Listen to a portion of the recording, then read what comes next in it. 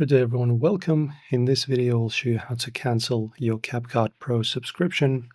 So guys, you don't actually do this from the app itself. The way Google Play Store on Android works is they store all of your subscriptions and your pretty much purchases that you make inside of the Google Play Store. So let us go there. Alright, and in the Google Play Store you pretty much go into your accounts right here. Then you go to your payments and subscriptions. Then you go subscriptions, and in here guys you will have your CapCut subscription, and from here it's actually very simple to cancel it. You just will see it in the list. Is going to appear here.